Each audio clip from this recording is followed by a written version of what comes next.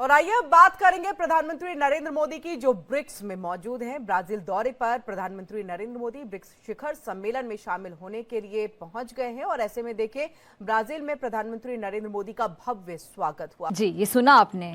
इस आने से बहुत पहले पाक फौज के तर्जुमान मेजर जनरल बाबर इफ्तिखार ने भारत की साजिश से पर्दा उठा दिया था, जिसमें DGISPR ने सबूतों के साथ ये बताया कि भारत किस तरह पाकिस्तान को अदम इस्तेहकाम का शिकार करने की साजिशें कर रहे हैं। बढ़ते आगे और खबर, होटल पहुंचने पर प्रधानमंत्री नरेंद्र मोदी का भव्य स्वागत। भारतीय समुदाय के लोगों से मिले पीएम मोदी। ब्राजील में दिखी ऑपरेशन सिंदूर की थीम।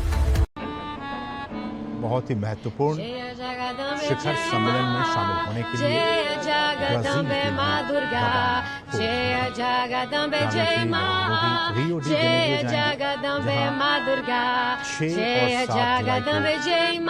आर्मी पूरी दुनिया की इस वक्त गैदर हुई हुई है ब्राजील में। तमाम ये जो लीडर्स हैं, global leaders in 50 global economies के, ये मौजूद रहेंगे। उनका रेड कारपेट पर इस्तकबाल किया था लूला दा सिल्वा ने, जो इस वक्त ब्राजील के प्रेसिडेंट हैं। और इनमें जाहिर सी बात है इंडिया शामिल है और हम नहीं हैं। अशानी साहब, भारत के अंदर की इस वक्त जो खबर है वो ये है कि कहा जा रहा है कि प्राइम मिनिस्टर मोदी जो है इज अनस्टॉपेबल। मिनिस्टर मोदी ने एक नारा लेके चले हैं नेशनलिज्म का, आइडेंटिटी का। डिबेट ये हो रही है कि टर्की और पाकिस्तान की मेंबरशिप ब्रिक्स के अंदर ब्लॉक की है इंडिया और चाइना ने। अब पाकिस्तान के हवाले से अगर हम देखें तो क्या पाकिस्तान की जो फॉरेन पॉलिसी है अब सिर्फ रिएक्शनरी बन गई है, और भारत का अगर हम देखें तो वो प्रोएक्टिव ग्लोबल अलायंसेस बना रहा है। पहली बात तो ये है कि हम हैं कहां, हम हैं कौन। आयरीन इसे डॉलर की बेकदरी की तरफ एक बड़ा कदम करार दे रहे हैं। हम कहां खड़े हैं? अच्छा, बाकी आपने पूछा हम कहां खड़े हैं। हम यहां खड़े हैं, हम यहां खड़े हैं, और इतनी बेशर्मी और ढटाई से खड़े हैं। आटा मुफ्त मिलेगा या मैयत मुफ्त मिलेगी, हम कहां कहां नहीं खड़े। ब्रिक्स की बड़ी एक इम्पॉर्टेंट मीटिंग जो है वो हो रही है और इसी हफ्ते, और जिसमें दुनिया के तकरीबन 40 ममालिक जो हैं वो पार्टिसिपेट कर रहे हैं। मैं 40 के नाम ले सकता हूँ, और लेकिन उसमें पाकिस्तान का नाम मैंने नहीं पढ़ा अभी तक।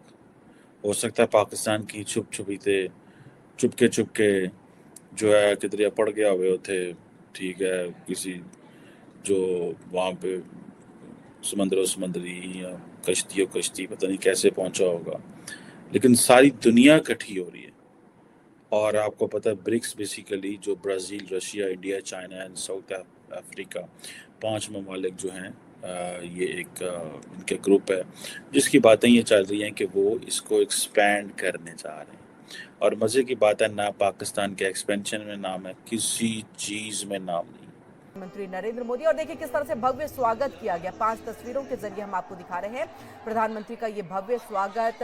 भारतीय समुदाय के लोग उतने ही उत्साहित, और हर कोई यहाँ पर जो है भारत माता की जय, मोदी मोदी के नारे, हाथों में भारत का झंडा लिए स्वागत कर रहे हैं। और वहीं देखिए बच्चों के साथ प्रधानमंत्री मोदी का जो प्यार है, जो एक कनेक्शन है, वो हर बार देखने को मिलता है। और यहाँ पर देखिए ये महज 6 से 7 महीने की ये बच्ची, और इसके साथ बात करते हुए, उसे प्यार और दुलार करते हुए प्रधानमंत्री नरेंद्र मोदी नजर आए। और देखिए कितना भव्य स्वागत किया गया, तो इस तरह से एक झलक दिखाई। और ये देखिए ये 6 से 7 महीने की बच्ची और उसे दुलारते हुए प्रधानमंत्री नरेंद्र मोदी। और इस तरह ऐसी तस्वीरें कई सारी सामने आती है जिसमें बच्चों को बिल्कुल निराश नहीं करते, प्यार करते, उनके साथ सेल्फी लेते हुए भी दिखते हैं। और जो इस सारे दौरे के दौरान पाकिस्तान के 2 कलीदी इशू कश्मीर और सिंतास, अभी तक भारत ने उसको मुअत्तल किया हुआ है।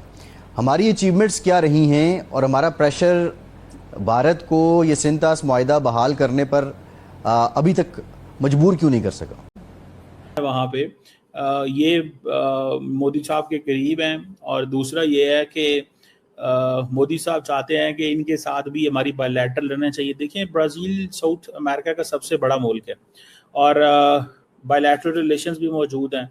और मेरा ख्याल है कि मोदी साहब वहाँ स्टेट विजिट के लिए जा रहे हैं, ठीक है जी। और स्टेट विजिट जो है दैट मीन्स अ लॉट, ठीक है। स्टेट विजिट की बड़ी वर्थ वैल्यू होती है। और बाकी तो वो जारी बात है, defence, trade, agriculture, this that वो चलेगा, और दूसरा ये है कि मेरा ख्याल है कि ये रियो डी जेनेरियो में हो रही है, शायद ब्रिक्स समिट हो रही है, और पहलगाम का जिक्र नहीं करेंगे, उधर तो पाकिस्तान होगा ही नहीं। लेकिन आपको पता है Pakistan has already applied for the BRICS, हमने किया हुआ है, और हमारे साथ वो हमें उन्होंने लेना है। तो वहाँ पे अकेले होंगे, जो मर्जी बोलते हैं, हमने कौन सा होना है वहाँ पे, ना हमने वहाँ पे जाना है ना आना है। अगर हम होते तो हम जवाब देते। तो ये एक चीज़ है, लेट्स सी वहाँ पे मोदी साहब हमारे खिलाफ बातें करेंगे ऊंची ऊंची, और हमारा वो नैरेटिव हमारे बारे में लेके आएंगे।